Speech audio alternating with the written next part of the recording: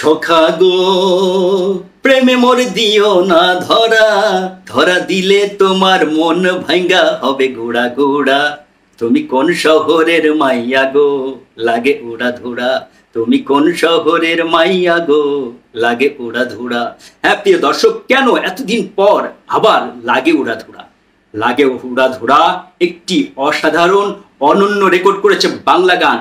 এই প্রথম বাংলা গান এরকম একটি রেকর্ড করলো। কি রেকর্ড করলো সেটি জানতে হলে আজকের ভিডিওর প্রথম থেকে শেষ পর্যন্ত আপনাকে সঙ্গেই থাকতে হবে। হ্যালো দেশ এবং প্রবাসের প্রিয় বন্ধুরা, ব্র্যান্ড নিউ ভিডিওতে আপনাদেরকে স্বাগতম।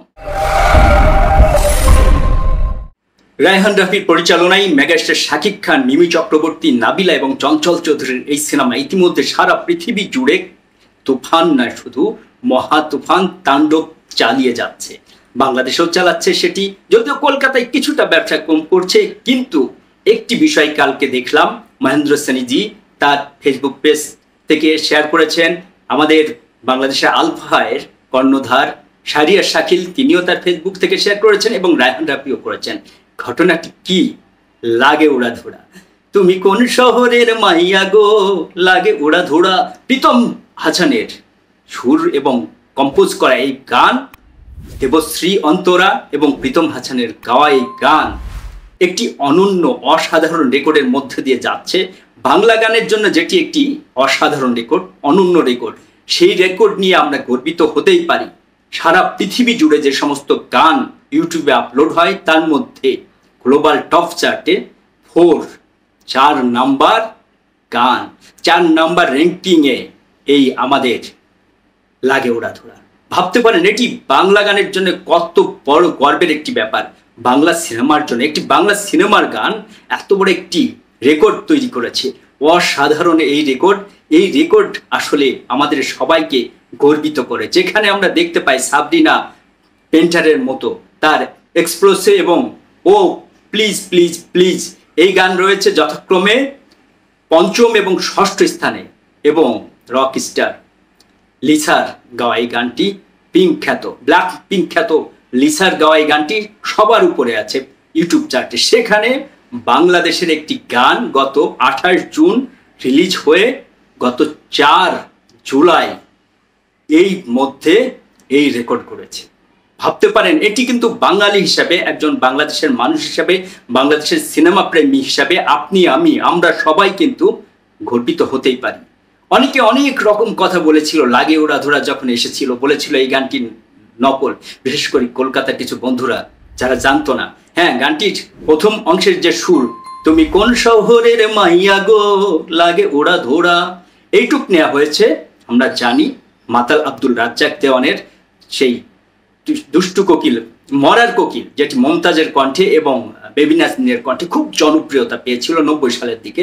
সেই গানের কিছু অংশ থেকে কোরাস যেখানে গাওয়া হয়েছে সেটা নেওয়া হয়েছে। বাকি গানটি কিন্তু একদম অরিজিনাল করে লিখেছেন শরীফুদ্দিন এবং রাসেল মাহমুদ মিলে। কোরাসের অংশ লিখেছেন শরীফুদ্দিন এবং রাসেল মাহমুদ লিখেছেন বাকি অংশের যে গানটুকু সেটি। আর প্রীতম হাসান নিজে এটি কম্পোজ করেছেন, গেয়েছেন এবং সঙ্গে দেবশ্রী অন্তরাকেও রেখেছেন। আর লাগে ওড়া ধরায় পারফর্ম করেছেন মিমি চক্রবর্তী এবং শাকিব খান, সেটি আমরা তো সবাই দেখতে পেয়েছি। মিমি চক্রবর্তীর পোশাক নিয়ে অনেকেই নানা রকম ট্রল করেছেন, কিন্তু দেখতে পেয়েছেন সেই মিমি চক্রবর্তী এবং শাকিবের এই গান, আমাদের মেগা স্টারের এই গানটি কিন্তু ইতিমধ্যে ইউটিউব গ্লোবাল টপ চার্টে এই প্রথম কোন বাংলা গান 4 নম্বরে উঠে এসেছে। সত্যি কিন্তু একটি অসাধারণ ব্যাপার, একটি অসাধারণ অনন্য রকমের রেকর্ড হয়েছে। এটি নিয়ে আমরা বাংলা সিনেমার যারা দর্শক আছি, সারা পৃথিবী যে সমস্ত সাকিবিয়ানরা আছে তারা কিন্তু গর্বিত হতেই পারে শাকিব খানের এই গান নিয়ে।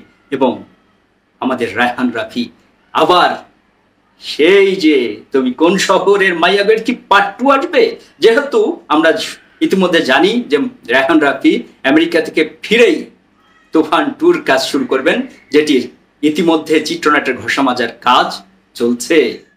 সারা পৃথিবীর সাকিবিয়ানরা এবং প্রিয় বাংলা সিনেমার দর্শকরা আপনাদেরকে নিশ্চয়ই এই ব্যাপারটি গর্বিত করবে, নিশ্চয়ই গর্বিত করবে। বাংলা গান, একটি বাংলা সিনেমার গান সারা পৃথিবীর ইউটিউবের টপ চার্টের একবার 4 নম্বরে চলে এসেছে।